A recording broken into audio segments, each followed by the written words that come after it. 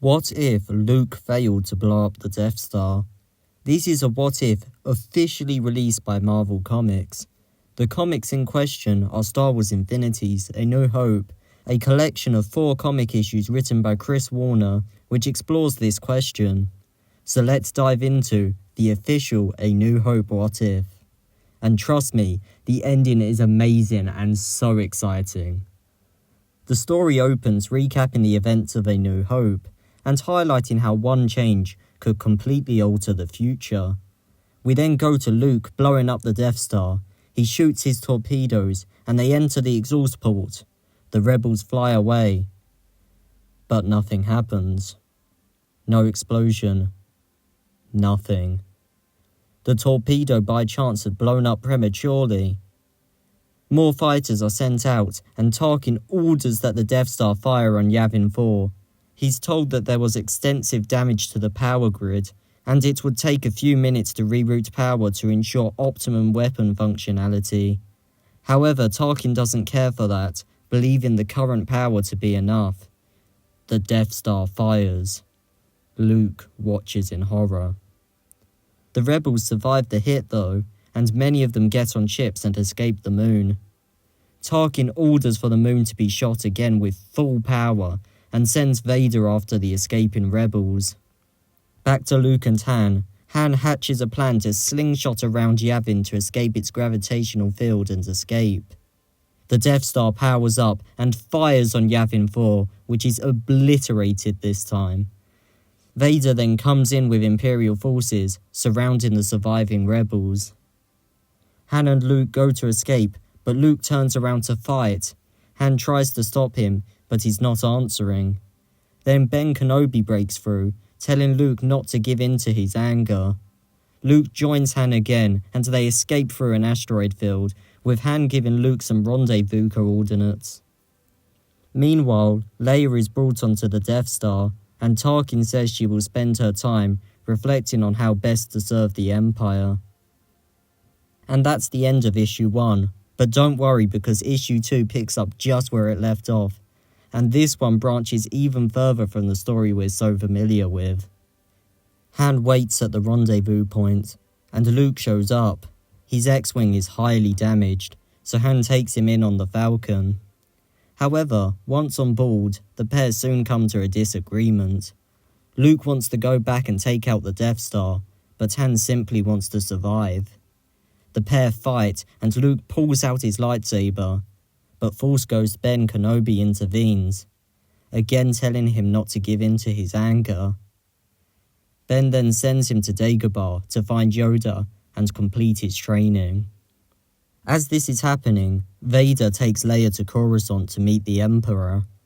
Leia makes remarks against him, and he calls her now a family pet before sending her out. He then orders that her obedience training begins. After this, he tells Vader that he can sense a disturbance in him, and Vader says there's a disturbance in the Force, but he can't locate the source. Back with the Falcon, Han flies onto Dagobah and lands in a swamp. Luke, Han, Chewie and R2 get out to look around. Yoda soon reveals himself, but just as he did in The Empire Strikes Back, he hides his identity. Yoda takes them back to his home, and Luke believes they are wasting time. However, Han has already figured out that this is Yoda, telling Luke it takes a con man to know one. And can I just say, I love this detail. It's so cool that Han figures this out, and I think it really fits with his character and just works well. Anyway, Yoda decides to train Luke in order to prevent him from becoming a servant of evil. And with Yoda now introduced, I've got to say that I absolutely love him in these comics. Definitely my favourite character from the story, and he's actually so funny in this. Anyway, on Coruscant, Vader visits Leia and brings her C-3PO. He then gives her Obi-Wan's lightsaber, and she strikes at him. Vader encourages her to release her anger. She then stops attacking and attempts to kill herself, but Vader yanks the lightsaber from her hands. 2 months later, on Dagobah, Luke has been training for a while now, and Han is preparing to leave the planet. Han invites Luke to come with him, but Luke, with great difficulty, refuses. He does tell Han that he will one day need him though. Han says, "May the Force be with you," and flies off. Vader visits Leia again. This time, he tells her that the Emperor is dying and that a new age is dawning, where the vast resources at the Empire's disposal may be turned to bring about prosperity and wonders undreamed. He then offers that Leia be a leader in this new age. On Dagobah, Yoda sends Luke into the Cave of Evil, and Luke meets Vader inside. He chops Vader's head off, and the face under the mask is revealed. But this time it's Leia? And that's how issue 2 finishes. What an interesting cliffhanger, and I'm so excited just to continue with this story. Now let's see what issue 3 has in store for us. This one opens on Old Mantell, with Han and Chewie in a bar, waiting for someone. A broadcast is playing on the screen in front of them, by the Empire. It is the 5-year anniversary of the end of the rebellion, and celebrations are being held on Coruscant. Senatorial delegations are arriving there to review the Imperial peacekeeping forces, led by Leia. Han is shocked. Leia says that the Empire is now focused on healing after the war of the rebels. Han destroys the screen in anger, drawing the attention of the entire bar. He and Chewie leave, and 2 bounty hunters follow them, having recognized Solo. Solo notices these 2 though, and runs. However, this causes stormtroopers to pursue him and Chewie too. They steal a vehicle and drive away, crashing into a speeder full of stormtroopers. They run to the Falcon and fly into space. A Star Destroyer chases them, but they just manage to get to lightspeed in time. Han tells Chewie to set a course for Dagobah. There, Luke is hovering, with rocks floating around him. It's clear that he's progressed a lot over these past 5 years. Yoda is pleased, and sends Luke into the Cave of Evil once again. Luke sees Vader, but this time doesn't fight him. He then hears voices from different people from the Star Wars universe. Palpatine says, "All is as I have foreseen it." Vader says, "You have no idea what can yet become, Leia." Leia says, "Long live the Empire." Qui-Gon says, "I have encountered a vergence in the Force." Padme says, "I care for you, Anakin." Obi-Wan says, "You will become a Jedi, I promise." Shmi says, "Listen to your feelings, Annie." Anakin says, "I'm not afraid." Maul says, "At last we will have revenge." As Luke reacts to this, Han interrupts. Back by the Falcon, Han tells Luke why he's here. Leia is alive, and now she's supporting the Empire. Luke believes that Leia isn't acting of her own accord, and wants to leave right away to rescue her. Yoda tells Luke that he's not ready though, and that he won't be ready until he knows the full truth. Yoda then reveals that Vader is actually Luke's father. Luke is upset at Yoda, but Yoda says this secret was necessary to avoid anger in Luke. He then tells Luke that Leia is his sister. Luke questions why Ben hadn't told him, and Ben Kenobi appears, telling him that it was safer this way, as Vader wasn't aware of Leia's existence as his daughter. Yoda chimes in, saying that the Emperor has sought the son of Vader as his heir, but the daughter of Vader would serve just as well. Han then offers to fly Luke wherever he needs to go, and Yoda hilariously chimes in, saying that Han owes him for the food he'd eaten, and that he will be joining Han and Luke on this journey. On Coruscant, Vader and Leia overlook the planet, and Leia considers this a momentous day. Vader then goes and speaks with the Emperor. The Emperor is pleased with Leia, but again senses disturbance in Vader. Palpatine tells Vader that he senses the destiny that Palpatine had put into motion, the extinguishing of the Jedi. Meanwhile, Han flies to Coruscant. He offers the chance to turn back, but Luke refuses, and Yoda says, "Looking forward to the Emperor's celebration I am." And that's all for issue 3. Now we're heading into my favourite issue of the bunch, the conclusion. I am so ready for this. Grab your popcorn, you're in for a treat. The final issue picks up where we left off, with Han flying to Coruscant. There's a ridiculous amount of Imperial ships surrounding the planet, and Han hopes that the Force really is with the Jedi. Down on the planet, Vader tells Palpatine that the disturbance he feels grows stronger, and Palpatine is disappointed that he can't sense the source yet.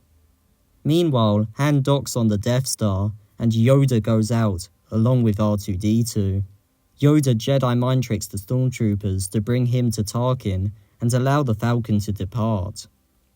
As Han flies down to the planet, Luke realizes that the Empire knows he's here. Luke gets off the Falcon and tells Han and Chewie to escape if they don't hear from him on their set mark. However, Han decides to go with Luke. On the Death Star, Yoda meets Tarkin and asks for a demonstration of power.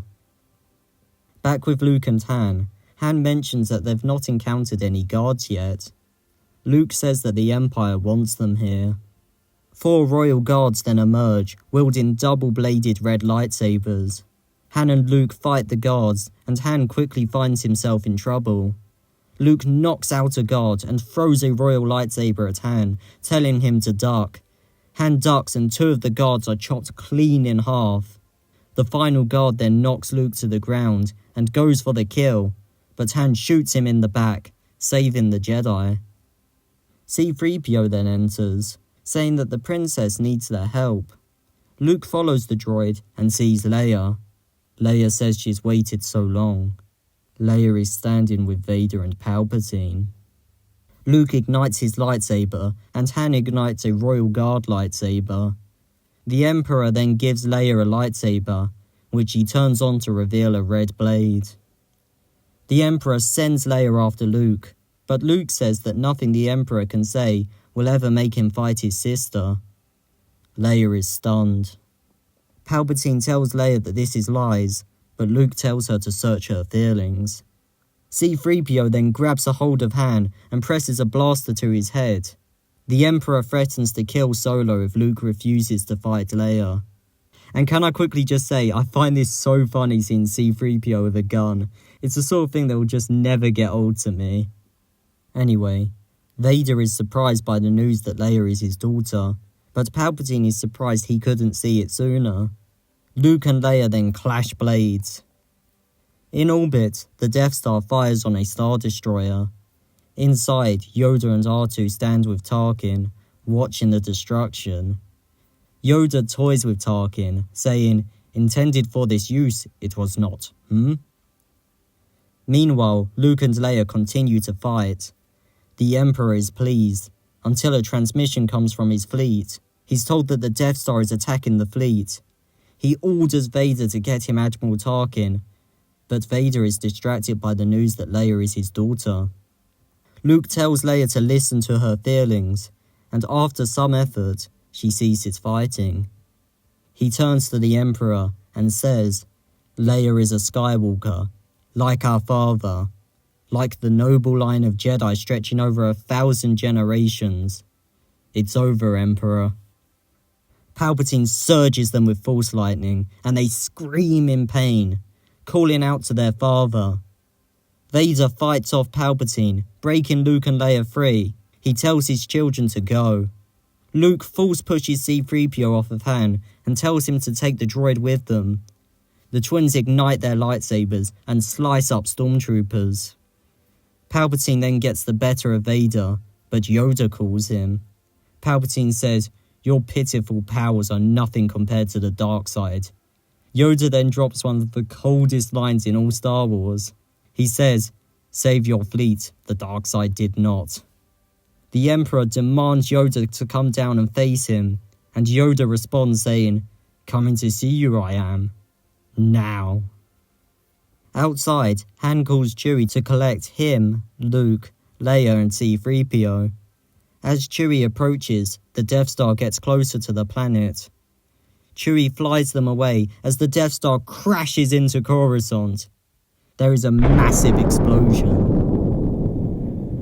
Years later, Leia has been made the Chancellor of the New Republic, and she stands before a large crowd with Luke, Han, Chewie and C-3PO.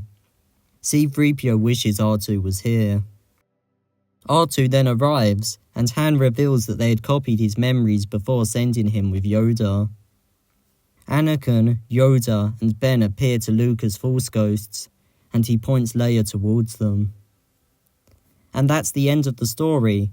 Before I go, I just want to say that I absolutely loved this story, and would definitely recommend that you read the full comic.